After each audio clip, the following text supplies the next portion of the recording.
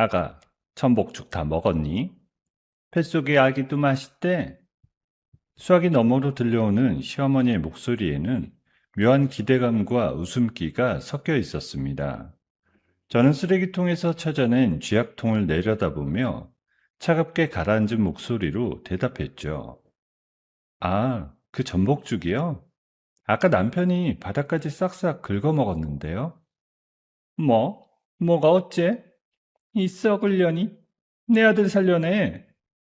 가족이라는 이름 뒤에 숨어 며느리와 뱃속에 있는 손주의 목숨을 노린 한 여자의 끔찍한 집착, 그리고 그 거대한 관계에 맞선 한 여자의 처절한 복수극이 지금 시작됩니다. 사연 시작 전에 구독 버튼을 눌러주시고 어디서 듣고 계신지 댓글에 남겨주세요. 그곳에 늘 행운이 가득하길 바라겠습니다. 시험관 시술 8번째. 병원 화장실에서 두 줄이 또렷하게 떠오른 임신 테스트기를 손에 쥐었을 때 저는 그 작은 막대기를 가슴에 품고 한참을 흐느꼈어요. 5년의 연애와 3년의 결혼 생활. 그 사이를 가득 채웠던 건 사랑보다도 매달 찾아오던 좌절감과 차가운 검사실의 형광등 불빛이었죠. 집으로 돌아와 현관문을 열자마자 저는 신발도 제대로 벗지 못한 채 거실로 뛰어들었습니다. 남편 정우진이 소파에서 노트북을 보다가 저를 올려다봤어요. 우진아, 됐어. 진짜로 됐어. 뭐가 됐다는 거야? 두 줄이야, 두 줄. 남편이 노트북을 내려놓고 자리에서 벌떡 일어섰어요. 그 큰 키의 남자가 제 앞에 무릎을 꿇더니 아직 평평한 제 배에 귀를 가져다 댔습니다. 혜진아, 고마워. 정말 고마워. 내가 더 고맙지. 진짜 우리한테 와줬어. 남편의 어깨가 들썩이는 걸 손바닥으로 느끼며 저는 이제 우리 부부의 진짜 봄이 시작됐다고 믿었습니다. 그 봄이 그렇게 짧을 줄도 모르고 말이죠. 문제는 시어머니 한정숙에게 그 소식이 전해진 다음 날부터 시작됐어요. 처음에는 그저 호들갑이라고 생각했습니다. 대문이 부서질 듯 초인종이 울려서 나가보니 시어머니가 한아름 검은 비닐봉지를 들고 서 있었거든요. 비켜. 어머니, 연락도 없이 어떻게. 시어머니가 제 어깨를 손등으로 툭 밀치며 신발을 벗어 던졌어요. 거실 한복판에 서서 집안을 한 바퀴 둘러보더니 안방문을 거침없이 열어젖혔습니다. 내 아들 침대 시트가 이게 뭐냐? 남편 자는 자리는 좀 깨끗하게 해놔야 될 거 아니야? 어제 저녁에 갈았는데요. 갈긴 뭘 갈아? 우진이가 알레르기 있는 거 몰라? 저는 아무 말도 하지 못했습니다. 시어머니의 아들을 향한 광적인 집착은 하루 이틀 일이 아니었거든요. 그날 밤이었습니다.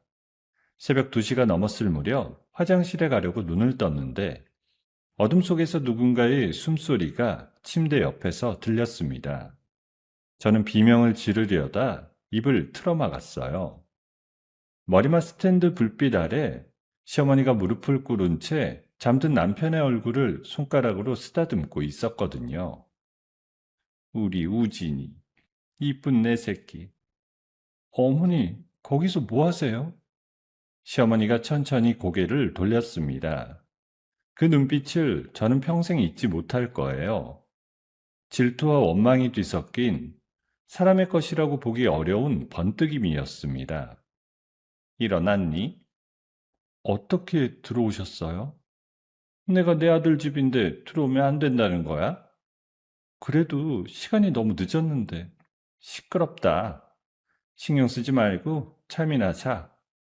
저는 이불 끝을 움켜쥔 채 다시 자는 척 눈을 감았습니다.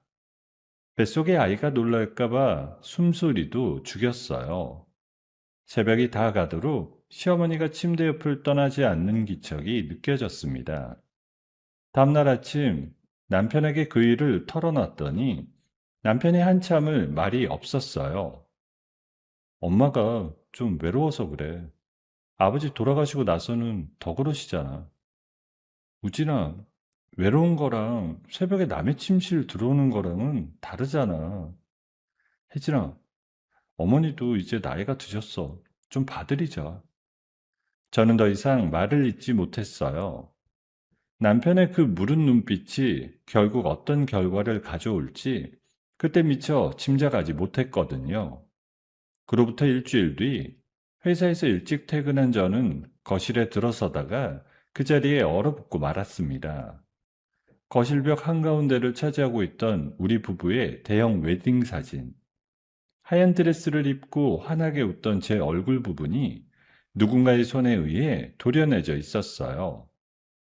칼로 오린 자국이 톱니처럼 들쭉날쭉했습니다. 그리고 그 빈자리에는 시어머니가 환갑잔치 때 남편과 팔짱을 끼고 찍었던 사진이 셀로판 테이프로 덕지덕지 붙어 있었어요. 이게 뭐야? 이게 대체 뭐야? 저는 그 자리에 주저앉아 액자를 끌어내렸습니다. 손이 덜덜 떨려서 액자가 바닥에 부딪혀 유리에 금이 갔어요. 휴대전화를 들어 남편에게 전화를 걸었습니다. 우진아, 빨리 와. 빨리 집으로 와. 혜진아, 무슨 일이야? 차분하게 말해봐. 사진, 우리 결혼 사진. 어머니가, 어머니가. 전화기 너머에서 남편이 한숨을 길게 내쉬는 소리가 들렸습니다. 그날부터였어요. 제 입덧이 본격적으로 시작된 건요. 물 한 모금만 마셔도 속이 뒤집어져서 화장실 변기를 붙잡고 사는 날이 이어졌습니다.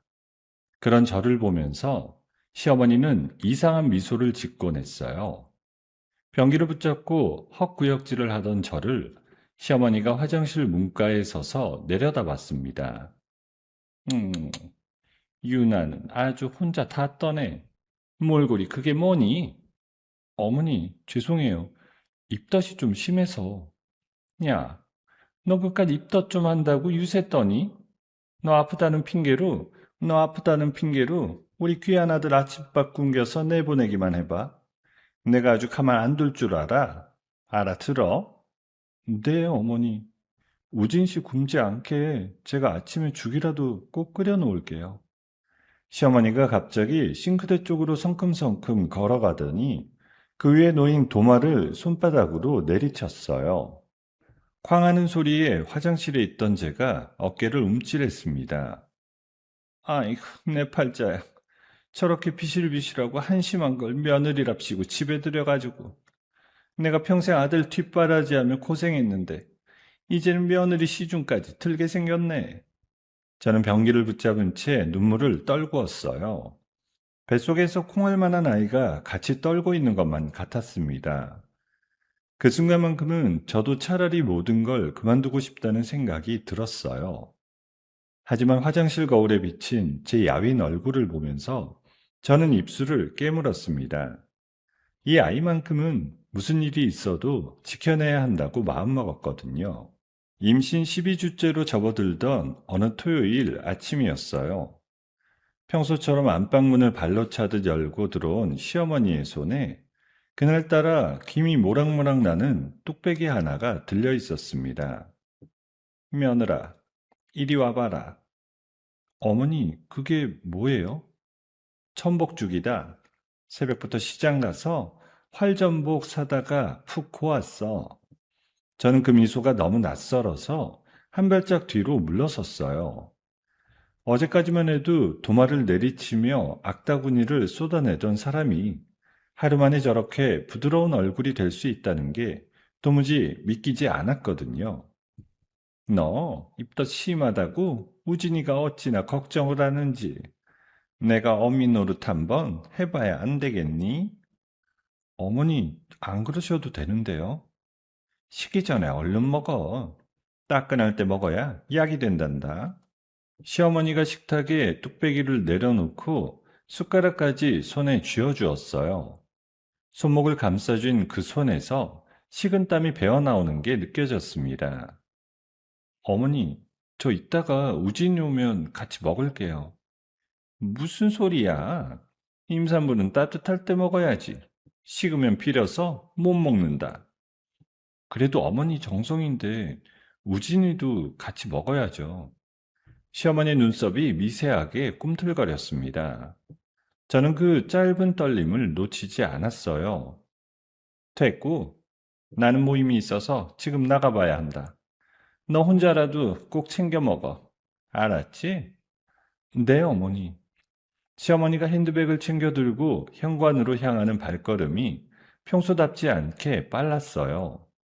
신발을 신으면서도 자꾸 식탁 쪽을 힐끔거리시더라고요.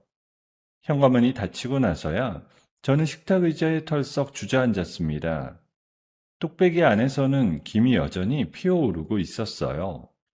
윤기가 자르르 흐르는 죽 위에 잘게 썬 전복살이 가지런히 얹혀 있었고요.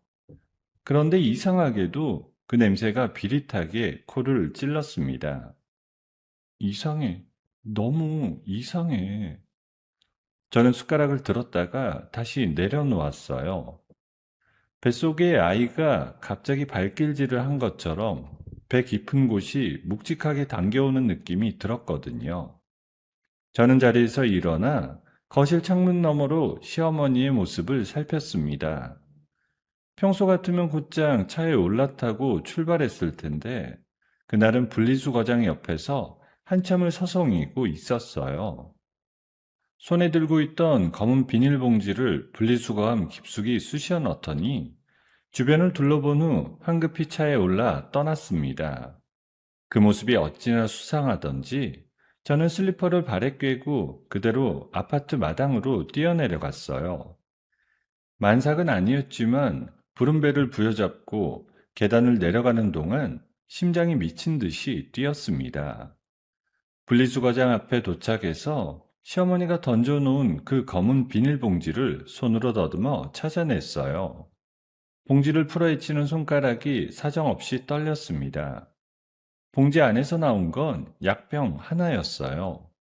라벨에는 영어로 된 약품명과 알아볼 수 없는 주의사항이 빼곡히 적혀 있었고, 한국에서 정식으로 유통되는 의약품이 아니라는 건 한눈에 봐도 알 수 있었습니다. 이게... 저는 약병을 손에 꽉 쥐고 그 자리에 주저앉을 뻔했어요. 다리에 힘이 풀려서 분리수거함을 짚고 간신히 버텼습니다. 집으로 돌아오는 엘리베이터 안에서 저는 약병의 영문을 휴대전화로 검색해 봤어요.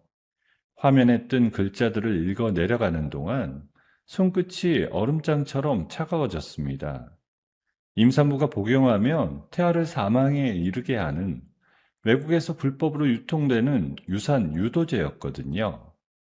집에 들어와서 식탁 위 뚝배기를 다시 내려다본 저는 그 자리에서 무릎이 꺾였습니다. 미친 거야. 진짜 미친 거야.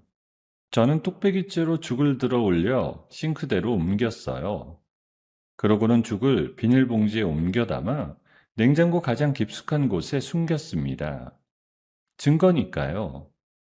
저 미친 여자가 자기 아들의 핏줄을 죽이려 한 그 끔찍한 증거. 손을 씻는 동안 거울 속에 제 얼굴이 새파랗게 질려 있었어요. 그때 휴대전화 진동이 식탁 위에서 울렸습니다. 화면에 뜬 이름은 시어머니. 저는 한참을 망설이다 통화 버튼을 눌렀어요. 네, 어머니. 며느라, 죽은 다 먹었니? 네, 어머니. 그런데요? 그런데 뭐? 맛이 좀 어떻디? 그게요.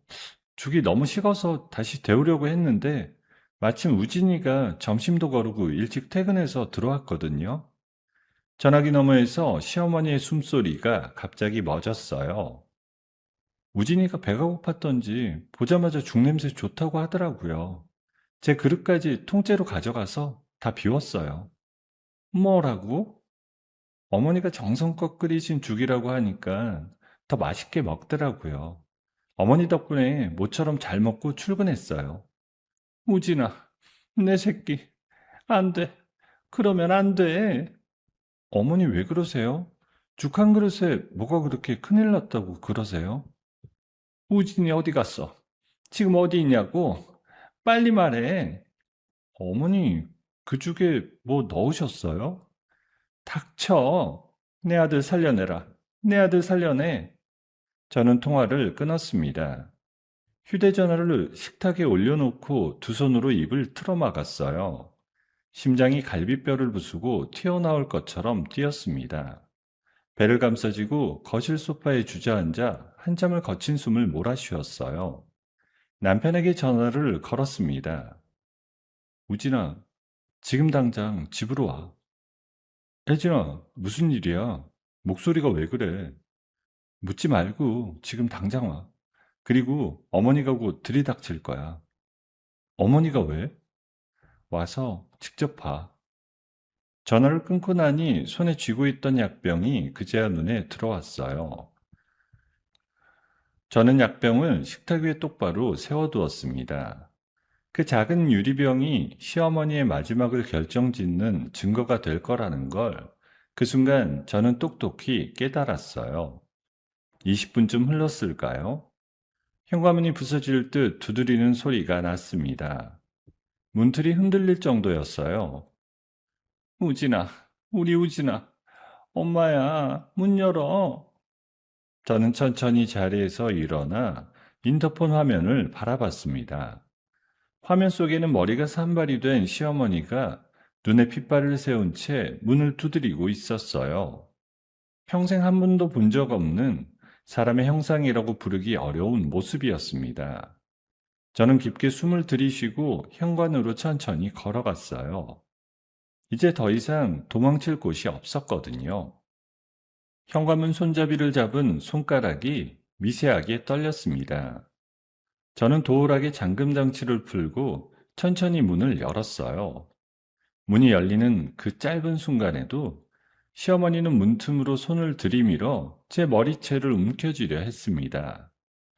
어머니, 진정하세요. 우진이 어디 있어? 내 아들 어디 있냐고? 시어머니가 저를 밀치고 거실로 뛰어들었습니다. 신발도 벗지 않은 채로 안방, 서재, 부엌까지 미친 사람처럼 뛰어다니며 아들의 이름을 불러댔어요. 우진아, 엄마 새끼야, 어디 있니? 어머니, 우진이는 회사에 있어요. 시어머니가 그 자리에 우뚝 멈춰섰습니다. 저를 돌아보는 눈빛이 짐승의 그것처럼 사나웠어요.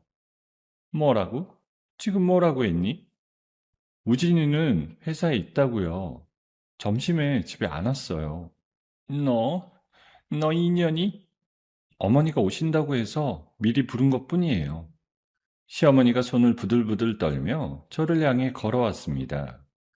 신발에 묻은 흙이 거실 마룻바닥에 점점이 찍혔어요. 그때 현관문이 다시 열렸습니다. 작업 차림의 남편이 숨을 헐떡이며 뛰어들어왔어요. 엄마, 엄마가 여기 왜? 시어머니가 남편을 보자마자 그 자리에 풀썩 주저앉았습니다. 마른 다리가 꺾이는 소리가 들릴 정도였어요. 우진아, 내 새끼, 살아있구나, 살아있어. 남편이 어머니를 일으켜 세우려 하자 시어머니가 아들의 허리를 끌어안고 짐승처럼 울부짖었어요. 엄마, 왜 이래? 무슨 일인데? 우진아, 저쪽 식탁 위에 좀 봐. 남편이 고개를 돌려 식탁을 봤습니다. 투명한 유리병 하나가 형광등 불빛 아래 단정하게 서 있었어요. 저는 휴대전화를 들어 인터넷 검색 화면을 남편 눈앞에 들이밀었습니다. 어머니가 오늘 아침에 전복죽을 끓여오셨어. 그 죽 안에 이게 들어있었고. 이게 뭔데? 이게 뭐냐고. 임산부 먹으면 아기 죽는 약이야. 외국에서 불법으로 들여오는 약. 남편의 얼굴에서 핏기가 빠져나가는 모습을 저는 똑똑히 봤습니다. 혜진아, 이거 농담이지? 농담이라고 말해. 어머니가 분리수거장에 버린 약병 직접 주워온 거야. 죽은 냉장고에 보관해 뒀어. 검사 의뢰하면 다 나와. 남편이 어머니에게서 천천히 몸을 떼어냈어요. 시어머니의 손이 아들의 옷자락을 놓지 않으려고 발악하듯 움켜쥐었습니다. 엄마, 엄마가 이런 짓을 했어? 엄마가 정말로? 우진아, 너는 모른다. 전현이 너를 망쳐. 전현이 우리 집안을 다 망쳐놨다고. 어머니, 저는 어머니께 평생 잘못한 일이 없어요. 잘못이 없긴 왜 없어? 니년이 우리 우진이 꼬셔서 데려가지만 않았어도 우진이가 지금쯤 애미 옆에서 효도하며 살았을 거 아니야? 엄마, 그만해. 저 기생충 같은 년이 내 새끼한테 빌붙어서 피를 빨아먹고 있는 거야. 우진아, 엄마 말 들어. 전현이랑 헤어져. 저 뱃속에 든 것도 떼어내고. 그게 다 너를 올가매려는 수작이다. 어머니, 지금 본인이 무슨 말을 하고 계신지 알고는 계세요? 시어머니가 갑자기 자리에서 벌떡 일어나 저를 향해 달려들었습니다. 남편이 어머니의 허리를 잡아막지 않았다면 그 손톱이 제 얼굴을 핥히었을 거예요. 엄마, 진짜로 그만해. 제발 그만하라고. 놔라. 저는 오늘 내 손에 죽는 꼴 봐야겠다. 저는 한 발짝 뒤로 물러서며 부른 배를 두 손으로 감쌌습니다. 그 모습을 본 남편의 눈빛이 그 순간 완전히 달라졌어요. 평생 어머니의 그늘 아래서 순한 양처럼 살아온 남자의 얼굴이 한 가정을 지키기 위해 어금니를 깨문 가장의 얼굴로 변하는 걸 저는 똑똑히 봤습니다. 남편이 어머니를 강제로 떼어내 거실 한가운데로 끌고 갔어요. 엄마, 똑바로 들어. 우진아, 엄마 좀 봐. 엄마가 너 위해서 그런 거니까. 위해서? 위해서라고? 내 아내랑 내 자식을 죽이려고 한 게 위하는 거야? 우진아, 쟤는 너한테 안 어울려. 엄마가 너 더 좋은 사람 만나게 해줄게. 엄마, 오늘부로 나는 엄마 아들 아니야. 우진아, 무슨 그런 말을, 어떻게 애미한테 그런 말을 하니? 어미는 자식 아내한테 독약 먹이는 사람이 아니야. 엄마가 한 짓이 어미가 할 짓이야? 그게 사람이 할 짓이냐고. 그년이 시킨 거지. 그년이 너한테 뭐라고 한 거지? 우진아, 정신 차려. 엄마, 한 번만 더 내 아내 욕하면 나 진짜 엄마 다시는 안 봐. 시어머니가 그 말에 풀썩 무릎이 꺾였습니다. 평생 군림하던 그 도도한 어깨가 한순간에 무너지는 모습이었어요. 그런데도 시어머니는 마지막까지 저를 향해 독한 눈빛을 거두지 않았습니다. 너, 박혜진, 두고 봐라. 내가 너를 가만두나 보라고. 너 같은 년한테 내 아들이랑 내 손주를 절대 못 뺏긴다. 어머니, 빼앗는 게 아니에요. 우진이는 처음부터 제 남편이었고, 이 아이는 처음부터 제 아이였어요. 시어머니가 그 말에 갑자기 거실 협탁 위에 놓인 화병을 집어들어 바닥에 내던졌어요. 쨍그랑하는 소리와 함께 도자기 파편이 사방으로 튀었습니다. 너, 내 집에서 당장 나가. 이 집은 내 아들 명의야. 너 같은 년이 팔들일 자격 없다. 엄마, 이 집은 내 명의가 아니라 내가 대출받아서 산 우리 집이야. 입 다물어 오지나? 엄마가 너한테 부어준 돈이 얼만데. 그 돈 다 토해내라. 남편이 어머니의 양 어깨를 잡고 저음으로 말했어요. 알았어. 다 토해낼게. 엄마 도움받은 거 다 갚을게. 그 대신 오늘 이후로 우리 부부 인생에 다시는 끼어들지 마. 우진아, 엄마야. 엄마라고. 혜진아, 짐 싸. 일단 여기서 나가자. 저는 안방으로 들어가 손에 잡히는 대로 옷가지와 임산부 수첩, 그리고 식탁 위의 약병을 가방에 챙겨 넣었어요. 시어머니가 거실에서 집기를 부수는 소리가 등 뒤에서 계속 울려 퍼졌습니다. 남편이 제 어깨를 감싸 안고 현관으로 향했어요. 신발을 신는 손이 여전히 떨렸지만 저는 더 이상 두렵지 않았습니다. 엘리베이터에 올라타고 문이 닫히는 순간 남편이 저를 끌어안았어요. 작업복에서 시멘트 냄새가 났는데 그 냄새가 그렇게 든든할 수가 없더라고요. 우진아, 미안해. 내가 너무 늦게 알아챘어. 정말 미안해. 늦지 않았어. 우리 아기도 무사하잖아. 엘리베이터 문이 1층에서 열렸을 때 우리 두 사람의 손에는 작은 가방 하나와 약병 한 개뿐이었어요. 그날 밤 우리 부부가 향한 곳은 고속도로변에 있는 허름한 모텔방이었습니다. 낡은 형광등 아래서 남편이 노트북을 켜고 뭔가를 한참 검색하는 모습을 저는 침대에 앉아 바라봤어요. 그 모습을 보면서 저는 직감했습니다. 이제 우리 부부의 진짜 싸움이 시작되었다는 것을요.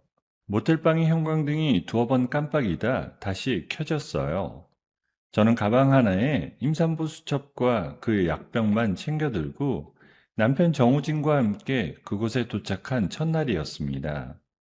남편이 침대 모서리에 걸터 앉아 회사에 휴가 신청 메일을 보내는 모습을 가만히 바라봤어요. 우진아, 회사에는 뭐라고 했어?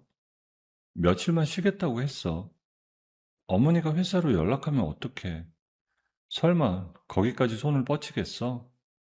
그 설마라는 말이 깨지는 데에는 채 사흘이 걸리지 않았어요. 월요일 정오도 되기 전에 정장 차림의 남편이 모텔방으로 돌아왔습니다. 어깨가 평소보다 한 뼘은 내려앉아 있었어요. 우진아, 왜 이렇게 일찍 왔어? 잘렸어. 권고사직. 뭐라고? 남편의 침대에 털썩 주저앉으며 넥타이를 풀었어요. 인사팀장이 부르더라. 회사 사정 어렵다고. 정리 대상자에 내 이름 올라갔다고. 이제까지 멀쩡했잖아. 우리 회사 지분 절반 가까이 누가 가지고 있는지 알지? 어머니? 어머니 명의 투자회사. 거기서 자금 회수하겠다고 으름장을 놨대. 저는 침대 모서리를 짚고 가까스로 버텼어요. 그날 저녁 더 끔찍한 소식이 날아들었습니다. 남편의 휴대전화로 은행 문자 한 통이 도착했어요. 전세자금 대출의 기한 연장이 거부되었다는 통보였습니다. 그 은행 지점장이 어머니 사촌 동생이야. 사방이 다 그 사람 손바닥 아니네. 자정이 가까워질 무렵 시어머니에게서 메시지가 도착했어요. 남편이 휴대전화를 제 쪽으로 돌려 화면을 보여주었습니다. 우진아, 그 계집 버리고 엄마 품으로 돌아와라. 회사도 집도 돌려놓을 수 있어. 1시간 안에 답 없으면 길거리에서 굶는 걸 보게 될 거다. 남편이 한 글자씩 답장을 눌렀어요. 엄마, 다시는 연락하지 마. 전송 후 휴대전화 전원을 꺼버린 남편의 손가락이 가늘게 떨렸습니다.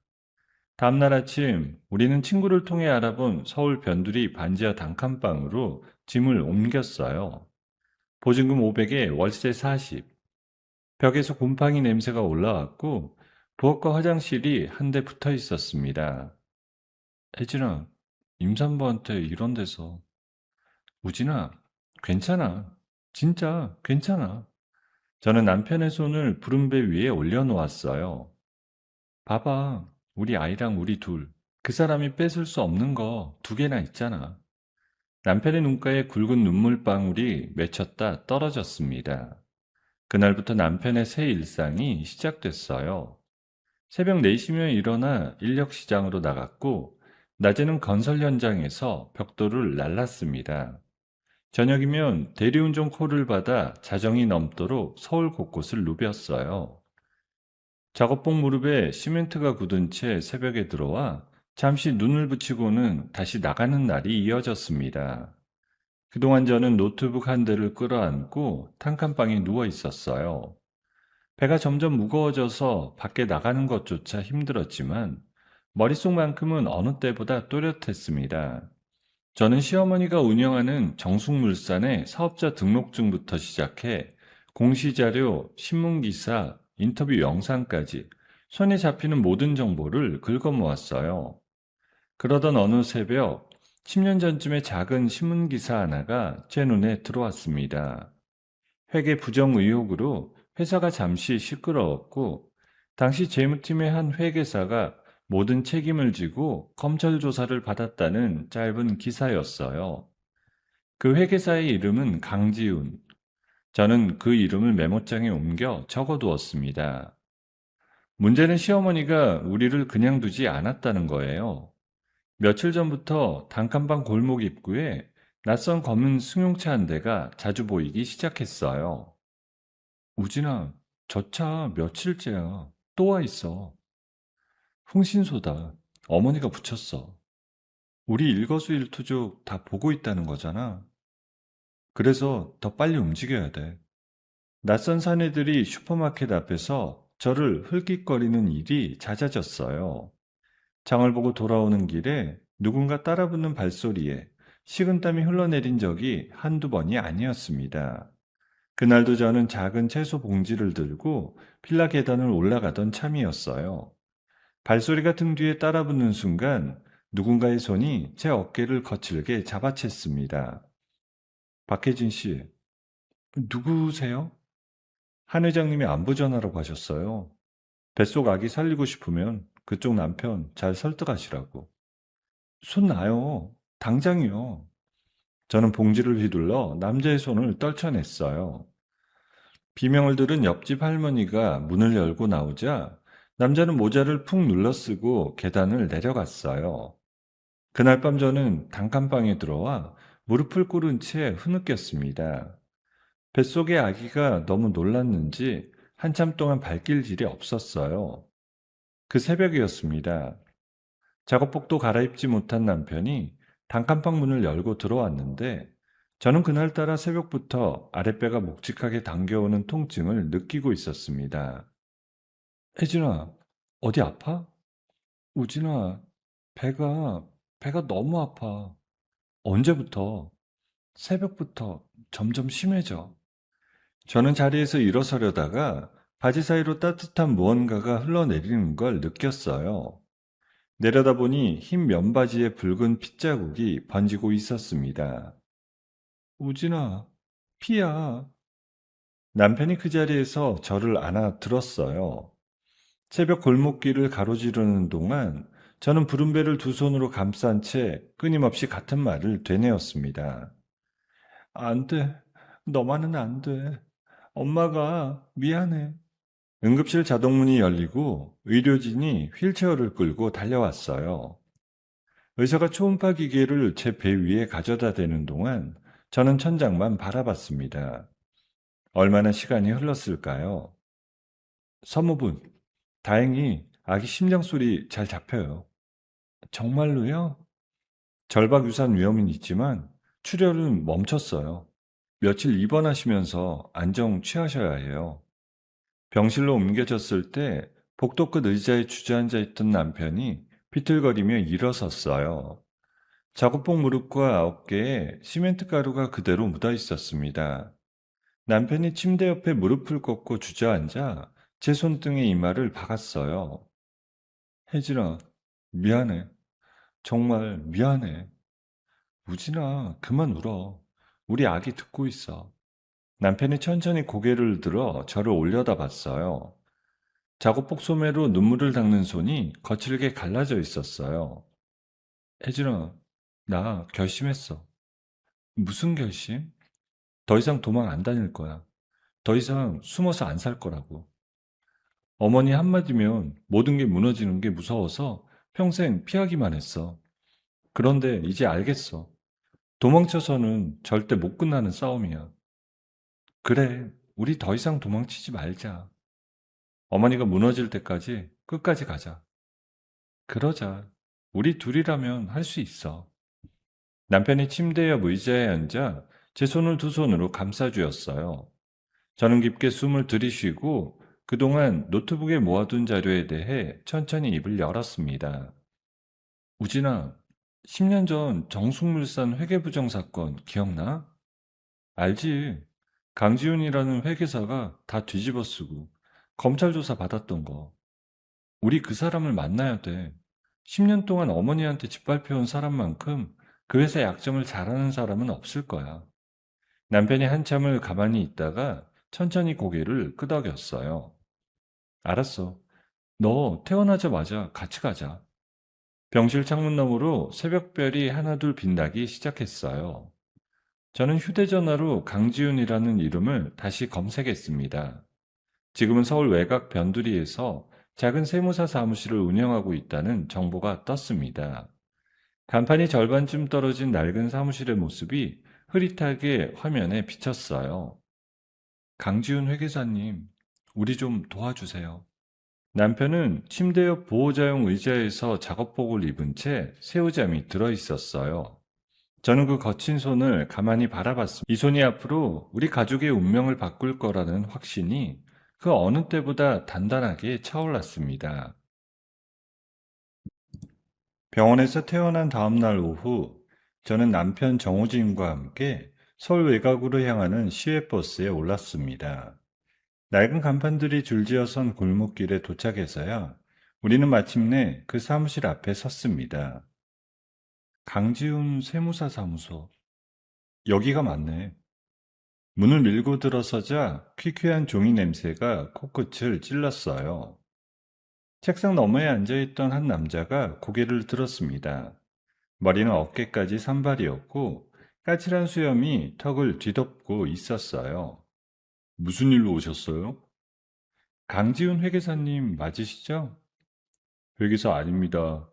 자격 정지된 지 10년 다 됐어요. 남편이 한 발짝 앞으로 나섰어요. 남편의 얼굴을 본 강지훈의 표정이 천천히 굳어가는 게 보였습니다. 너, 그 놓친 내 아들이 여기로 어떻게 와? 사과드리러 왔습니다. 사과? 10년 동안 내가 뭘 잃고 살았는지 네가 알기나 해? 남편이 그 자리에서 천천히 무릎을 꿇었어요. 일어나. 당장 일어나서 나가. 회계사님, 정말 죄송합니다. 저는 가방에서 갈색 봉투 하나를 꺼내 책상 위에 올려놓았어요. 한 달 전에 시어머니가 임산부인 저한테 먹이려고 했던 약병의 성분 분석표예요. 그리고 그 직후 협박 녹취록이고요. 강지훈이 봉투를 천천히 열었어요. 서류를 한 장씩 넘기며 글자를 따라가던 그 손가락이 어느 순간 멈췄습니다. 이거 진짜요? 진짜예요. 약병 실물도 따로 보관하고 있습니다. 며느리한테, 임신한 며느리한테, 손주가 될 아이까지 죽이려고 한 거예요. 강준이 한참 동안 서류만 들여다봤어요. 까칠한 수염위로 식은땀이 흘러내렸습니다. 이윽고 그가 책상 위에 서류를 천천히 내려놓았어요. 10년 전 내가 그 회사를 떠나기 일주일 전이었어요. 검찰이 들이닥칠 거라는 걸 직감했죠. 그래서요? 한정숙 회장 개인 컴퓨터에 접속해서 비자금 흐름도를 통째로 복사했어요. USB 하나에. 그리고 그걸 잠가두고 10년을 살았어요. 그걸 풀면 한정숙 회장 10년 동안 정관계에 뿌린 검은 돈이 다 나옵니다. 저는 가슴이 두근거리기 시작했어요. 한 가지만 묻고 싶네요. 도중에 모자지간이라고 마음 약해질 거면 시작도 안 하는 게 낫습니다. 남편이 자리에서 천천히 일어섰어요. 어제 응급실에서 아내 손을 잡고 맹세했습니다. 다시는 도망치지 않겠다고. 정우진 씨, 어머니라고 부르지도 않을 겁니다. 한정숙, 제 적의 이름이에요. 강지훈이 자리에서 일어나 사무실 안쪽 깊숙한 곳으로 걸어갔어요. 낡은 캐비닛 뒤에 숨겨져 있던 작은 금고를 열더니 검은색 USB 하나를 꺼냈습니다. 10년이에요. 이 작은 물건 하나 때문에 매일 밤 술로 잠들었어요. 같이 가시죠. 셋이서. 좋아요. 같이 갑시다. 그날 저녁부터 강지훈의 사무실은 우리 세 사람의 비밀 아지트가 되었어요.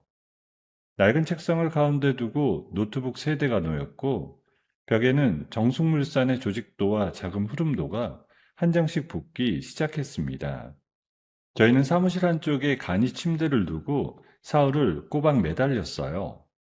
남편은 명의만 빌려준 사내 이사 시절 어깨너머로 봤던 결제 라인의 구조를 짚어주었고 강지훈은 그 단서를 토대로 페이퍼 컴퍼니의 정체를 한꺼풀씩 벗겨냈습니다. 정우진 씨, 이 회사 대표 이름 좀 봐요. 우리 외숙모 이름이잖아요. 친정 식구 명의로 회사 만들어서 하청 일감 몰아주게 한 흔적이에요. 한 해에만 수십억이 그쪽으로 흘러갔어요. 그게 다 비자금이 된 거예요? 사흘째 새벽이었어요. 강지훈이 갑자기 노트북 화면 앞에서 의자를 박차고 일어섰습니다. 로비 명단이에요. 정관계 인사들 이름이 통째로 나왔어요. 작년에 우리 회사 세무조사 무마해준 그 국세청 간부. 10년 전 내가 자격정지 당할 때 어머님이 술자리 마련해 주신 그 양반. 저는 그 명단을 보면서 등에 식은땀이 흘렀어요. 이건 이제 단순한 가족 싸움이 아니었거든요. 우리가 지금 무슨 일을 시작한 건지 알아요? 알죠. 그래서 더 조심해야 됩니다. 그 새벽이 지나고 다음날 오후였어요. 저는 사무실 창문 쪽 소파에 앉아 잠시 허리를 펴고 있었습니다. 골목 끝에서 검은색 승합차 한 대가 천천히 들어오는 모습이 눈에 들어왔어요. 우진아, 저 차, 왜? 어제도 똑같은 차가 왔어. 똑같은 자리에. 남편이 창가로 다가가 커튼 사이로 내려다봤어요. 승합차에서 건장한 남자 셋이 내리는 모습이 보였습니다. 흥신소다. 어머님 사람이에요. 빨리 핵심 자료부터 옮겨야 됩니다. 남자들이 정문을 두드리는 소리가 사무실을 흔들었어요. 쾅쾅쾅. 사무실 옆 비상구로 나갑시다. 남편이 노트북을 한 손에 움켜쥐고 다른 한 손으로 제 손을 잡아 끌었어요. 강지훈은 USB와 인쇄된 자료들을 가방에 쓸어 담았습니다. 벽에 꽂힌 자료들도 와락되어 가방 안에 구겨 넣었어요. 그 사이 정문 유리문이 와장창 깨지는 소리가 들렸습니다. 비상구 문을 밀고 나가자 좁은 콘크리트 계단이 나왔어요. 저는 부른 배를 양손으로 받친 채 한 계단씩 조심스럽게 내려갔습니다. 옆건물 주차장으로 빠져나오는 순간 굵은 빗방울이 어깨 위로 떨어지기 시작했어요. 낡은 회색 세단 한 대가 주차장 한쪽에 서 있었습니다. 빨리 타요. 차가 주차장을 빠져나오는 순간 비상구로 뛰어내려온 남자 하나가 차의 뒷 유리를 향해 손을 뻗쳤어요. 쾅하는 소리와 함께 뒷 유리에 거미줄 같은 금이 갔습니다. 엑셀 밟아요. 차가 큰 길로 접어들자 빗줄기가 더 거세졌어요. 강지훈이 백밀러를 흘끔거리며 좁은 시장통 골목으로 핸들을 꺾었습니다. 차를 한참 더 몰아간 후에야 변두리 모텔 주차장에 차를 세웠어요. 빗소리만 차 지붕 위로 둔탁하게 떨어졌습니다. 낡은 모텔방에 짐을 풀었을 때 저는 침대 모서리에 주저앉아 어깨를 들썩였어요. 우리 너무 멀리 와버린 거 아니야? 박혜진 씨. 저는 천천히 고개를 들었어요. 저 사람들이 오늘 사무실까지 들이닥쳤다는 건 우리가 정확히 그쪽 숨통을 조이고 있다는 뜻이에요. 즉, 우리가 잘하고 있다는 거네요. 내일 아침 일찍 움직입시다. 이 자료 들고 갈 곳이 한 군데 있어요. 어디요? 10년 전 내 옛 직장 선배. 지금은 국세청 혐의조사국에 계신 분이에요. 한정숙 회장 돈줄부터 끊는 거네요. 권력보다 돈이 먼저입니다. 돈이 끊기면 권력도 따라서 무너져요. 남편이 제 손을 다시 한번 꽉 잡았어요. 혜진아, 한 발만 더 가면 돼. 한 발만 더. 창밖에서는 여전히 굵은 빗줄기가 떨어지고 있었습니다. 낡은 모텔방 형광등이 두어 번 깜빡거렸지만 그날 밤 저는 처음으로 깊은 잠에 빠져들 수 있었어요. 뱃속의 아이도 그 빗소리 자장가에 맞춰 가만히 숨을 고르고 있는 것만 같았습니다. 다음날 아침 일찍 강지훈은 노트북 가방을 어깨에 메고 모텔방을 나섰어요. 저와 남편 정우진은 모텔방에 남아 핵심 자료의 사본을 정리했습니다. 3시간이 지나서야 모텔방 문을 두드리는 노크 소리가 들려왔어요. 어떻게 됐어요? 만났어요. 손이 떨리시더군요. 움직이신답니까? 비밀 특별 세무조사팀이 이미 꾸려졌어요. 사흘 안에 압수수색이 들어갈 거고요. 저는 그 말을 듣는 순간 가슴 깊은 곳에서 무언가가 묵직하게 솟구쳤어요. 정말로요? 박혜진 씨 덕분이에요. 며느리를 죽이려 했다는 그 한마디가 그분 마음을 완전히 돌려놨어요. 강지훈 씨, 정말 고맙습니다. 고마운 건 저예요. 10년 만에 처음으로 사람답게 살아있다는 기분이 드네요. 사흘 후 새벽이었어요. 저희 셋은 모텔방 텔레비전 앞에 모여 앉아 아침 뉴스가 시작되기를 기다렸습니다.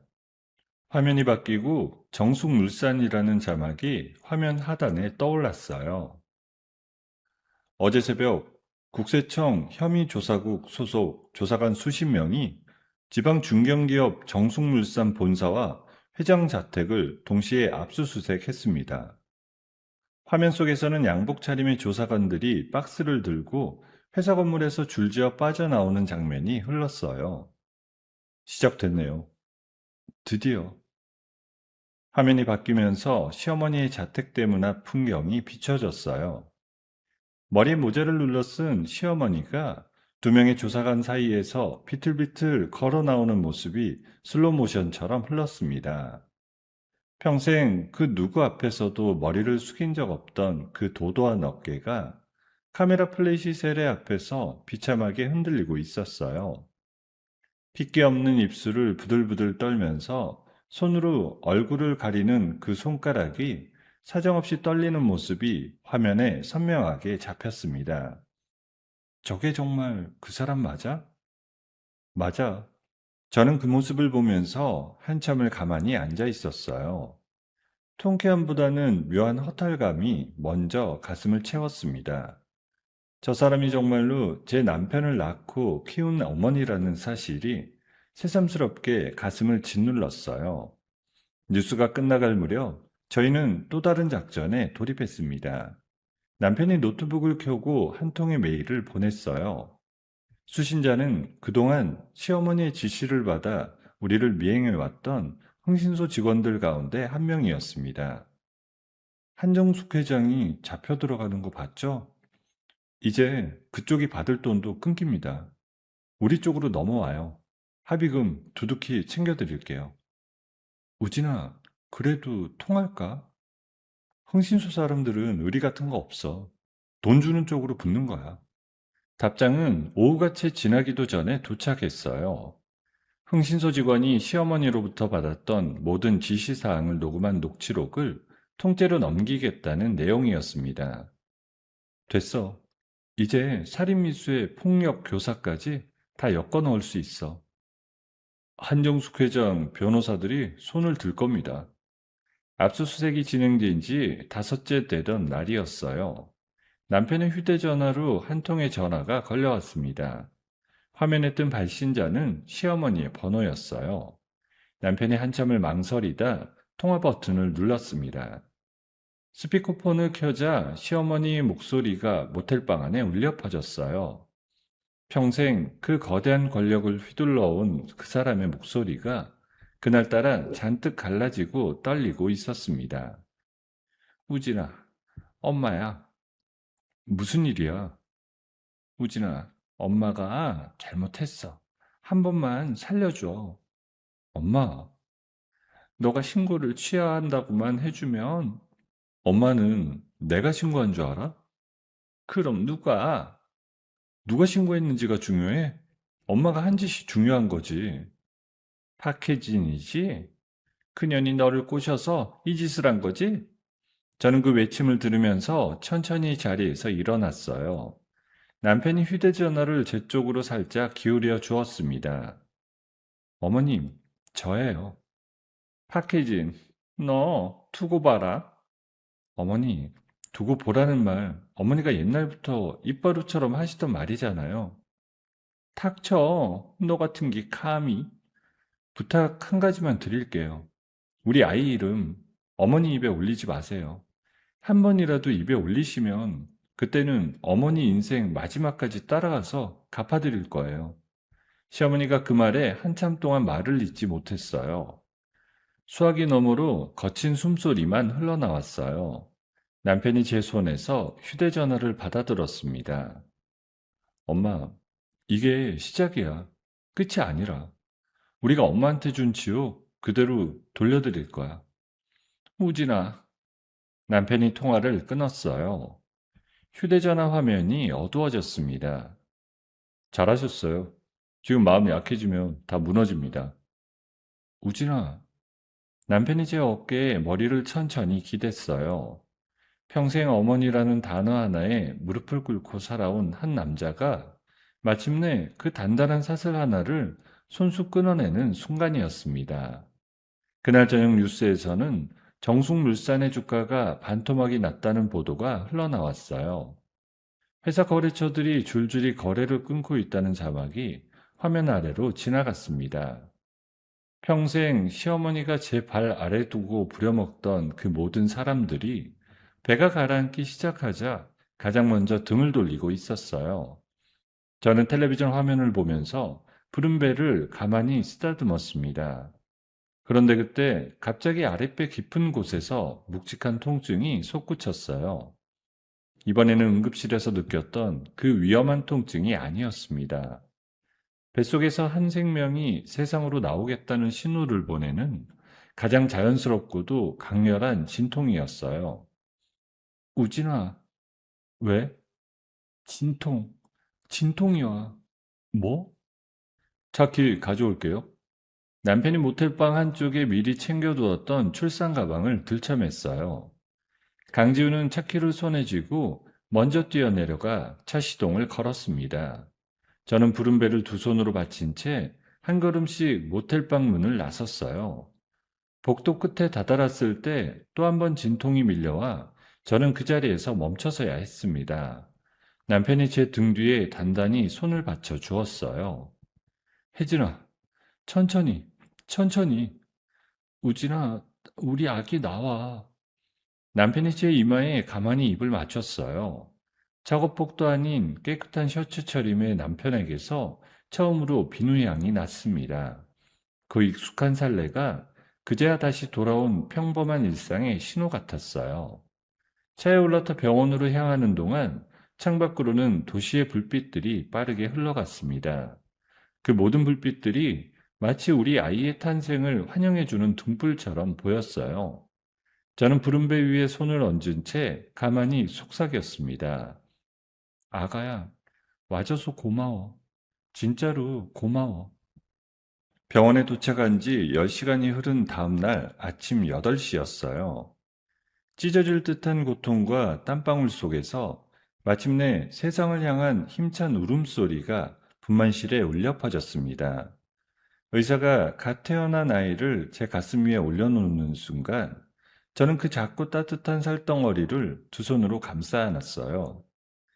아가야, 우리 아가야. 사모님, 건강한 따님이에요. 축하드려요. 정말로요? 정말로 우리 딸이에요? 분만실 안쪽에서 울고 있던 남편 정우진이 천천히 침대 곁으로 다가왔어요. 탯줄을 자르라는 의사의 말에 가위를 받아든 남편의 손이 사정없이 떨렸습니다. 혜진아, 고마워. 정말 고마워. 우진아, 우리 딸이야. 우리 딸. 봐봐. 너 닮았어. 눈매가 너랑 똑같아. 남편이 가위를 내려놓고 제 이마에 입을 맞췄어요. 분만실 문이 열리고 강지훈이 복도에서 안절부절 서성이는 모습이 보였습니다. 저와 눈이 마주치자 그가 어색하게 미소를 지으며 두 손을 모았어요. 축하합니다. 감사해요. 병실로 옮겨진 후 한참이 지나서야 강지훈이 조심스럽게 안으로 들어왔어요. 그의 손에는 작은 꽃다발 하나가 들려 있었습니다. 박혜진 씨, 정말 수고 많으셨어요.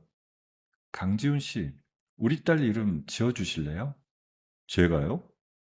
강지훈 씨 없었으면 우리도 없었어요. 그건 너무 큰 영광인데. 며칠만 시간을 주세요. 산후조리원에 입실한 첫날, 저는 창문 너머로 햇살이 들어오는 방 한가운데 누워 있었어요. 뱃속이 비어 있는데도 마음만큼은 그 어느 때보다 가득 차 있었습니다. 남편이 옆에 앉아 작은 딸의 발가락을 하나하나 만지며 미소를 지었어요. 우진아, 응? 어머니는 경찰 조사 받느라 발이 묶여 있어. 우리 딸 태어난 거 모르고 있을 거야. 그래, 그래야지. 저는 천천히 눈을 감았어요. 이 아이가 태어난 첫 순간만큼은 그 사람의 그림자가 단 한 톨도 닿지 않기를 바랐거든요. 조리원에서 2주를 보내고 나오던 날, 강지훈이 갓난딸의 이름을 적은 종이를 내밀었어요. 정혜온이에요. 따뜻할 온, 봄에 태어난 작은 봄날 같은 아이라는 뜻이에요. 혜온아, 우리 딸 정혜온. 좋아, 정말 좋아. 평생 이 아이의 작은 삼촌으로 살겠습니다. 그럼요, 평생요. 조리원을 나온 후 우리 부부는 햇살이 잘 드는 작은 아파트로 거처를 옮겼어요. 남편은 그 사이 새 직장을 알아보고 있었습니다. 강지훈의 추천을 받은 한 중견기업의 면접 자리에서 남편은 그동안 자신이 겪어온 일들을 진솔하게 풀어놓았어요. 면접관은 그 이야기를 끝까지 듣고 한참을 침묵하다가 천천히 입을 열었습니다. 정호진 씨, 우리 회사 재무팀 과장 자리에 와주실 수 있겠습니까? 네? 정말로요? 자기 가족 지키려고 거대한 적과 맞서 싸운 분이라면 회사 재산도 지킬 수 있는 분일 거라고 믿습니다. 남편이 첫 출근하던 날 새벽 깨끗한 정장을 입고 거울 앞에 서 있는 모습을 저는 가만히 바라봤어요. 작업복에 묻어있던 시멘트 가루도 일용직 명함도 모두 사라진 자리에 단정한 넥타이를 메고 있는 한 남자가 있었습니다. 우진아, 왜? 멋있다. 진짜 멋있어. 네 덕분이지. 다 네 덕분이야. 저는 갓난 혜원이를 아는 채 현관에서 남편을 배웅했어요. 남편이 신발을 신으며 혜원이의 작은 이마에 입을 맞추고는 가벼운 발걸음으로 집을 나섰습니다. 그 사이 강지훈에게도 좋은 소식이 찾아왔어요. 우리 부부의 사건을 통해 그가 10년 전 억울하게 모든 책임을 뒤집어 쓴 사람이라는 사실이 알려지자 자격증 재심 청구가 받아들여졌습니다. 박혜진 씨, 저 회계사 자격 회복됐어요. 정말요? 정말로요? 작은 사무실 하나 새로 차렸어요. 간판도 새로 바꿔 달았고요. 강지훈 회계사 사무소? 10년 만이에요. 10년 만에 진짜 제 이름이 다시 적힌 간판을 봤어요. 혜원이의 100일 잔치 날이었어요. 작은 거실에 케이크 하나를 놓고 우리 셋은 환하게 웃으며 기념사진을 찍었습니다. 혜원이가 분홍색 한복을 입고 강지훈의 품에 안겨 있는 사진이 가장 마음에 들었어요. 우리 혜원이 작은 삼촌이 그렇게 좋아? 혜원이가 절 보고 처음 웃어줬어요. 강지훈 회계사님이 이렇게 아이를 좋아하실 줄은 몰랐네요. 박혜진 씨, 저도 몰랐어요. 남편이 그날 밤 잠든 혜원이의 작은 손을 한참 동안 들여다봤습니다. 작은 손가락 끝에 손톱이 자라는 모습이 그렇게 신기했나 봐요. 혜진아, 응? 미안하다, 그동안. 우진아, 미안하다는 말 이제 그만해. 너 그 단칸방에서 부른 배로 노트북 끌어안고 있던 그 모습이 자꾸 떠올라. 그건 다 지나간 일이야. 봐, 우리 혜원이 잘 자고 있잖아. 저는 남편의 어깨에 머리를 기댔어요. 창밖으로 보름달이 환하게 떠 있었습니다. 다음날 저녁 뉴스에서 익숙한 화면이 흘러나왔어요. 한정숙 정숙물산 회장이 오늘 오후 검찰에 출두했습니다. 화면 속에서는 휠체어를 탄 시어머니가 검찰청 정문을 통과하는 모습이 비춰졌어요. 평생 자신의 등 뒤에 거느렸던 그 화려한 수행원들은 어디에도 보이지 않았습니다. 검찰청 앞에 모인 취재진들이 던지는 질문에 시어머니는 단 한마디도 대답하지 못한 채 고개만 푹 숙이고 있었어요. 핏기 없는 입술이 부들부들 떨리는 모습이 카메라에 잡혔습니다. 저는 갓 잠든 혜원이를 품에 안고 그 화면을 가만히 바라봤어요. 그 사람이 한때 제 새벽 침실에 들이닥치던 그 사람이라는 게 이제는 너무도 멀게 느껴졌어요. 어머니, 거기까지가 어머니 자리예요. 남편이 제 옆에 앉아 텔레비전 리모컨을 들었어요. 끌까? 아니, 끝까지 봐. 화면 속의 시어머니가 검찰청 안으로 사라지는 그 마지막 순간까지 저는 눈을 떼지 않았습니다. 남편이 제 손을 가만히 잡았어요. 혜원이가 품 안에서 작게 옹알이를 했습니다. 저는 그 작은 입술을 내려다보면서 단정한 일상의 무게가 그렇게 따뜻한 줄 처음 알았습니다. 혜원이가 첫돌이 가까워오던 어느 평일 오후였어요. 저는 거실 소파에 앉아 혜원이의 돌사진 앨범을 넘겨보고 있었습니다. 그때 현관 초인종이 울렸어요. 인터폰 화면에 낯선 정장 차림의 남자 2명이 서 있는 모습이 비쳤습니다. 누구세요? 박희진 씨 댁 맞으시죠? 잠시 정우진 씨 관련해서 드릴 말씀이 있습니다. 저는 천천히 문을 열었어요. 품에 안긴 혜원이가 낯선 사람들을 보고 칭얼거리기 시작했습니다. 법무법인 태경 소속 김상철 변호사입니다. 태경이요? 한정숙 회장님께서 의뢰하신 사건 담당 변호사입니다. 무슨 일로 오셨어요? 한 회장님께서 정우진 씨를 정숙물산 자금 횡령 혐의로 고소하셨습니다. 저는 그 자리에서 손에 든 앨범을 떨어뜨릴 뻔했어요. 횡령, 우진이가 무슨 횡령을 해요? 결혼 전 정우진 씨가 정숙물산 사내이사 겸 재무팀 관리자로 등록돼 있던 시기에 회사 자금 약 32억 원이 정 씨 명의로 결제된 서류를 통해 외부로 빠져나간 정황이 있습니다. 그건 어머니가 우진이 명의만 빌려서 한 짓이잖아요. 결제 서류에는 정우진 씨의 도장이 분명히 찍혀 있습니다. 도장의 보관 책임은 명의자에게 있고요. 어머니가 그 도장을 가지고 계셨어요. 우진이는 출근한 적도 없고요.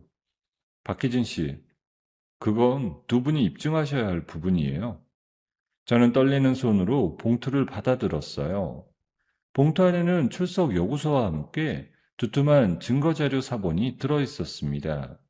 저는 곧장 남편에게 전화를 걸었어요. 우진아, 지금 당장 집으로 와.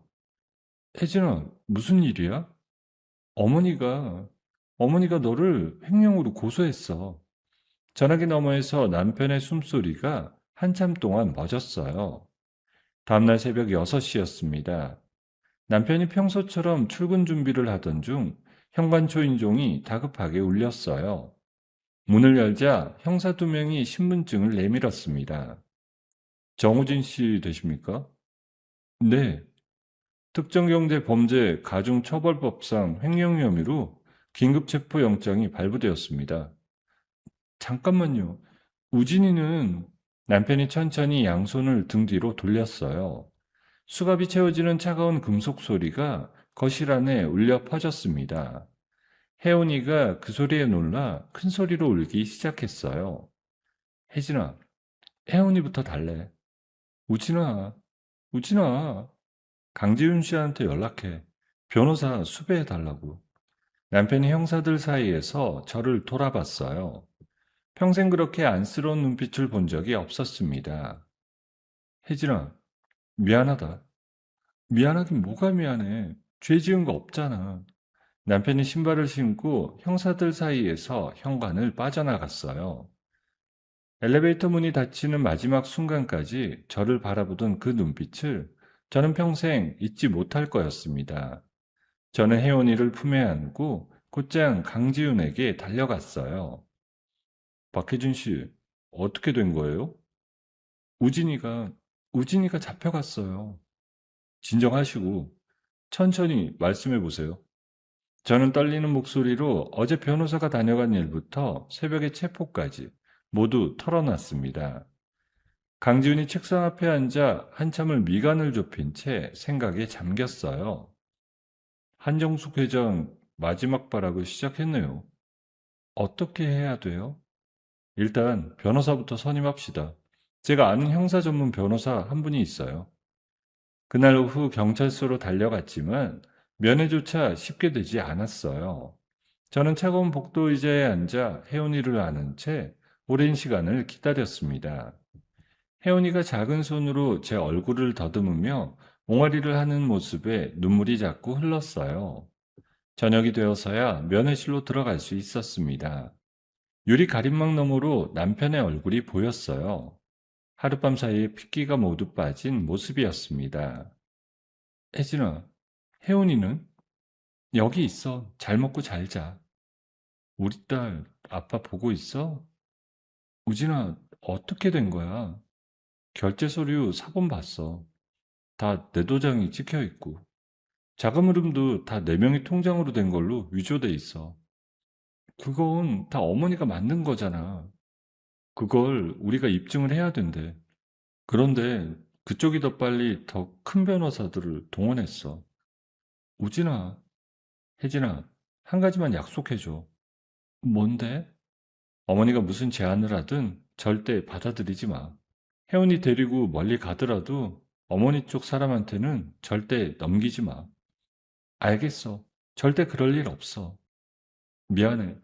정말 미안해. 면회를 마치고 경찰서를 나오는데 주차장 한편에 검은 세단 한 대가 서 있었어요. 차창이 천천히 내려가고 시어머니의 얼굴이 드러났습니다. 혜원이가 태어난 후 처음 보는 얼굴이었어요. 머리를 곱게 빗어 올린 그 얼굴에는 10개월 전 검찰청 앞에서 보았던 그 초췌한 모습은 흔적도 없었습니다. 박혜진, 이리 오너라. 무슨 일로 오셨어요? 너랑 할 얘기가 있어 왔어? 저는 어머니랑 할 얘기 없습니다. 잠깐만 들어봐. 들어보고 결정해. 저는 혜원이를 단단히 품에 안은 채 차창 옆으로 한 걸음 다가섰어요. 시어머니 손가락에 끼워진 큰 보석이 햇살을 반사해 눈을 찔렀습니다. 우진이가 횡령으로 들어가면 10년이다. 게다가 추징금이 32억이야. 너희가 평생 갚아도 못 갚는다. 어머니, 도장 한번 찍어. 이혼 도장. 그리고 혜원이는 내가 데려가마. 그러면 우진이 횡령권은 내가 다 덮어주마. 어머니, 지금 무슨 말씀을 하시는 거예요? 똑똑히 들어. 너 한 사람만 빠져주면 다 끝나. 우진이도 자유고, 혜원이도 부자 할미 손에서 호강하며 자랄 거다. 너만 양보하면 되는 거야. 어머니, 그 말이 어떻게 사람 입에서 나와요? 사람 입이니까 나오는 거지. 너 같은 거지 같은 며느리한테 내 손주를 빼앗긴 채 내가 어떻게 살겠니? 저는 그 자리에서 천천히 한 발짝 뒤로 물러섰어요. 혜원이가 제 어깨에 작은 얼굴을 묻고 가만히 있었습니다. 어머니, 그래, 결정했니?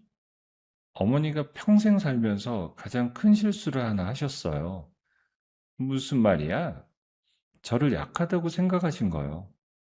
저는 더 이상 어떤 말도 보태지 않고 차에서 등을 돌렸어요. 시어머니의 차가 등 뒤에서 거칠게 출발하는 소리가 들렸지만 저는 단 한 번도 뒤를 돌아보지 않았습니다. 집으로 돌아오는 길 내내 저는 강지훈에게 같은 말을 되뇌었어요. 강지훈 씨, 우리한테 마지막 카드 하나 남아 있었죠? 박희준 씨, 그거 꺼낼 때가 됐어요. 진짜로요? 어머니가 거대 로펌까지 들고 와서 혜원이까지 뺏으려 해요. 우리도 가진 거 다 꺼내야 돼요. 그날 밤 저는 혜원이를 재워놓고 거실 바닥에 무릎을 꿇은 채 한참을 흐느꼈어요. 옷장 깊숙한 곳에 보관해둔 작은 금고가 있었습니다. 비밀번호를 누르고 금고 문을 열자 그 안에는 1년 반 전 그날의 약병 하나, 성분 분석표 사본, 그리고 시어머니 협박이 담긴 녹취록 원본이 단정하게 놓여 있었어요. 저는 그 세 가지 물건을 꺼내 식탁 위에 올려놓았습니다. 어머니, 어머니가 끝까지 먼저 손을 대셨네요. 저는 휴대전화를 들어 강지훈에게 메시지를 보냈어요. 강지훈 씨, 그 방송국 아는 분 연락처 보내주세요.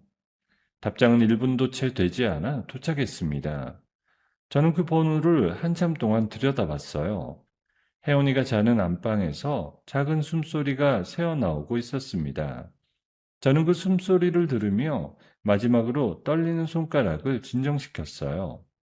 이제 더 이상 물러설 곳도 숨길 것도 남아있지 않았습니다. 다음날 새벽 5시였어요. 저는 혜원이를 옆집에 잠시 부탁해두고 강지훈과 함께 방송국으로 향하는 차에 올랐습니다. 뒷좌석에는 작은 가방 하나가 놓여 있었어요. 가방 안에는 약병과 성분 분석표, 협박 녹취록, 그리고 강지훈이 새벽까지 정리한 비자금 로비 명단까지 모두 담겨 있었어요. 박혜진 씨, 마음 단단히 잡으셨죠? 네, 단단히요. 한번 터뜨리면 되돌릴 수 없습니다. 되돌리고 싶지 않아요. 방송국 회의실에 앉은 메인 PD는 우리가 가져온 자료들을 1시간 가까이 들여다봤어요. 까만 풀대 안경 너머의 눈빛이 점점 굳어지는 게 보였습니다. 박희진 씨, 이거 진짜입니까?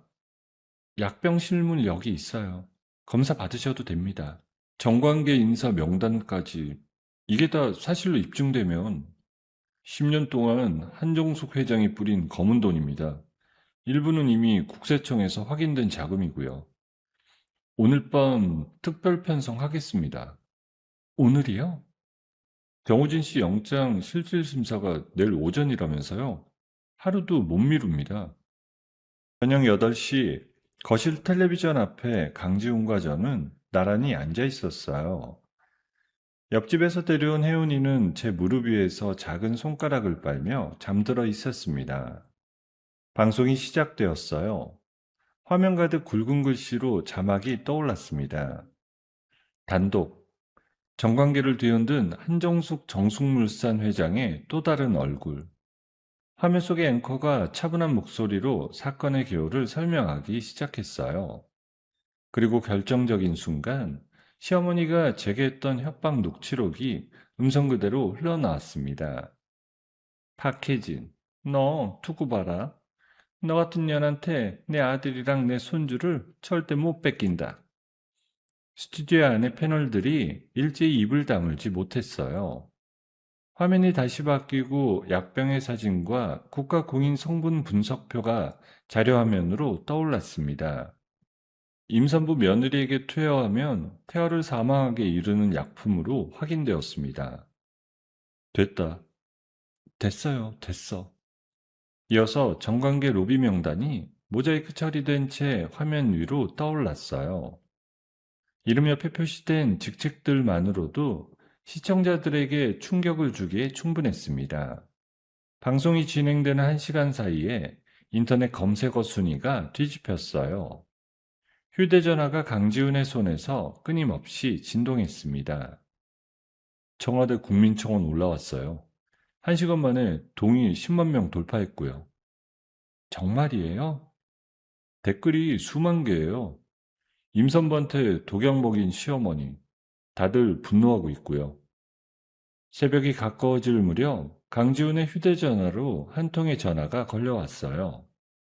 법무법인 태경의 대표 변호사라고 자신을 밝힌 목소리가 다급하게 흘러나왔어요. 강지훈 회계사님, 제가 대표 김종수입니다. 무슨 일로 전화하셨습니까? 한정숙 회장 사건, 우리 로펌이 손 떼겠습니다. 손을 뗀다고요? 우리 로펌까지 같이 묻혀 들어가는 건 너무 큽니다. 정호진 씨에 대한 횡령 고소도 즉시 취하 절차 밟겠습니다. 한정숙 회장은요? 그건 본인이 알아서 하실 일이고요. 전화가 끊긴 후 강지훈이 천천히 휴대전화를 내려놓았어요. 박혜진 씨, 거대한 성벽 하나가 무너졌네요. 우진이 곧 풀려납니다. 다음날 오전 10시였어요. 저는 혜원이를 안고 강지훈과 함께 법원 앞에 서 있었습니다. 수많은 취재진이 정문주의를 빼곡하게 둘러싸고 있었어요. 영장실질심사도 열리지 않은 채 검찰의 직권으로 남편에 대한 모든 혐의가 즉시 무효 처리되었다는 발표가 났습니다. 법원 정문이 열리고 남편이 천천히 걸어 나오는 모습이 보였어요. 손목에는 더 이상 수갑이 채워져 있지 않았습니다. 저는 혜운이를 강지훈에게 잠시 맡기고 정문을 향해 달려갔어요. 우진아, 혜진아. 남편이 두 팔을 활짝 벌려 저를 끌어안았습니다. 작업복 냄새도 시멘트 가루도 없는 그 단정한 셔츠품 안에서 저는 뜨거운 눈물을 쏟아냈어요. 혜진아, 정말로 미안하다. 정말로. 우진아, 너 잘못 아니야. 너 혼자 다 해냈네. 혼자가 아니었어. 강지훈 씨도 있었고, 우리 혜원이도 있었어. 남편이 천천히 고개를 돌려 강지훈의 품에 안겨있는 혜원이를 봤습니다. 혜원이가 작은 손을 뻗어 아빠를 향해 옹알이를 했어요. 남편이 강지훈에게 다가가 혜원이를 받아 안았습니다. 작은 딸의 이마에 한참 동안 입을 맞추는 남편의 어깨가 들썩였어요. 수많은 카메라 플래시가 우리 가족 셋 위로 쏟아졌습니다. 같은 시각 시어머니의 대저택 대문이 굉음과 함께 열리고 있었어요. 수십 명의 수사관들이 영장을 들고 앞마당으로 밀고 들어갔습니다. 집안에서는 시어머니의 비명이 새어나왔어요. 놔라. 누구라고? 내가 누군지 몰라? 한정숙 씨, 살인미수, 무고, 뇌물공여 혐의로 체포영장이 발부되었습니다. 묵비권을 행사할 수 있고요. 우리 변호사 어디 갔어? 김 변호사 데려와. 변호인은 더 이상 회장님 사건 안 맡는답니다. 수사관들이 시어머니의 양팔을 결박해 마당으로 끌어냈어요. 평생 그 마당을 거닐며 거느리던 수많은 사람들 가운데 그 누구도 그 자리에 남아있지 않았어요. 대문 앞에 모인 취재진들의 카메라 플래시 세례 속에서 시어머니가 마지막으로 그 자리에 주저앉아 통곡했습니다. 우진아, 엄마야, 엄마라고. 그 비명은 곧장 호송차 문이 닫히면서 함께 사라졌어요. 같은 시간 법원 정문 앞 저와 남편 혜원이 그리고 강지우는 정문 옆 작은 카페로 들어갔어요. 따뜻한 차 한 잔을 사이에 두고 우리는 한참 동안 아무 말도 하지 않았습니다. 혜원이가 남편의 품에서 작게 옹알이를 했어요. 혜진아, 응? 너 이제 그만 좀 강해져도 돼. 우진아, 이제 내가 더 강해질게. 너 평생 다시는 그렇게 안 떨게 만들 거야. 그래. 두 분, 이제 진짜 끝났어요. 강지훈 씨, 정말 고마워요. 고맙긴요. 저도 같이 살아난 거예요. 카페 창밖으로 호송차 한 대가 지나가는 모습이 멀리 보였어요. 저는 그 차의 행렬을 끝까지 시선으로 따라가지 않았습니다. 혜원이가 제 손가락을 작은 손으로 꼭 움켜쥐고 있었어요. 그 작은 온기가 그 무엇보다 또렷한 현실이었습니다. 시어머니가 구속된 지 6달이 지난 어느 가을날이었어요. 대국민적 관심 속에 열린 국민참여재판의 마지막 선고일, 저는 방청석 가장 뒷줄에 앉아 남편 정우진의 손을 꼭 잡고 있었습니다. 혜원이는 강지훈이 법원 밖 카페에서 잠시 봐주고 있었어요. 판사가 천천히 자리에서 일어났습니다. 피고인 한정숙, 며느리에 대한 살인미수, 친자에 대한 무고, 그리고 정관계 인사들에 대한 뇌물공여 등 모든 혐의가 유죄로 인정됩니다. 방청석에서 작은 술렁임이 흘러나왔어요. 피고인을 징역 15년에 처합니다. 선고가 떨어지는 순간 시어머니가 피고인석에서 그대로 무너져 내렸어요. 평생 그 누구 앞에서도 무릎 꿇은 적 없던 그 사람이 차가운 법정 바닥에 엎드린 채 짐승처럼 울부짖었습니다. 우진아, 한 번만 파달라고 해라. 한 번만. 저는 그 절규를 들으면서 천천히 남편의 얼굴을 올려다봤어요. 남편이 단 한 번도 그쪽을 돌아보지 않은 채 정면만 응시하고 있었습니다. 우진아, 가자. 혜원이가 기다려. 법정문을 빠져나오는 동안 시어머니 비명이 등 뒤로 점점 멀어졌어요. 법원 정문을 통과해 카페에 들어서자 강지훈이 혜원이를 안고 자리에서 일어났습니다. 혜원이가 아빠를 보자 양팔을 흔들며 옹알이를 했어요. 아빠, 우리 혜원이. 남편이 혜원이를 받아 안고 그 작은 이마에 입을 맞췄어요. 어떻게 됐어요? 15년이요. 그 정도면 됐네요. 시어머니 막대한 재산은 피해구제와 추징금으로 모두 국고에 환수되었습니다. 평생 거느리던 회사도 대저택도 명품 차량도 모두 그녀의 손에서 떠나갔어요. 한때 그 사람을 따르던 친척들과 수하들 가운데 단 한 명도 면회실에 발을 들이지 않는다는 소식을 강지훈을 통해 전해 들었습니다. 평생 누군가에게 군림하며 살아온 그 사람이 처음으로 마주한 진정한 고독이었어요. 남편은 그 사이 회사에서 부장으로 승진했습니다.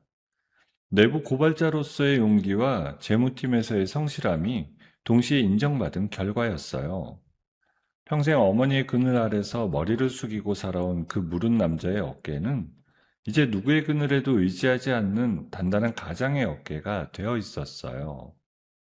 저도 다시 직장으로 복귀했습니다.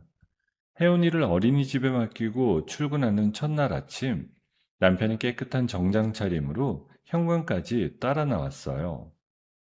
혜진아, 첫 출근 잘해? 우진아, 너도? 남편이 혜원이의 이마에 입을 맞추고 저를 가볍게 안아주었어요. 우진아, 우리 진짜 평범하다. 그래, 진짜 평범하다. 강지우는 우리 부부의 사건을 계기로 거대 권력의 횡포에 맞서는 스타 회계사 겸 변호 자문가로 이름을 떨치게 되었어요. 작은 사무실은 어느덧 직원이 5명이 넘는 규모로 커졌습니다. 주말이면 강지우는 양손 가득 장난감과 그림책을 들고 우리 집을 찾아왔어요. 혜원이는 강지훈을 보면 작은 손을 흔들며 가장 환한 미소로 맞이했습니다. 삼촌, 우리 혜원이 오늘은 무슨 책 읽을까? 강지훈 씨, 우리 혜원이 응석 너무 받아주지 마세요. 박혜진 씨, 한 번만 더 받아주고요. 저는 그 모습을 보면서 종종 눈시울이 붉어졌어요. 이 세 사람의 웃음소리가 한때 그 단칸방에서 부른 배를 끌어안고 흘리던 눈물의 진짜 보상이라는 생각이 들었거든요. 혜원이의 2번째 생일을 앞둔 어느 주말이었습니다. 햇살이 유난히 좋은 날, 우리 세 가족은 동네 큰 공원으로 나들이를 갔습니다.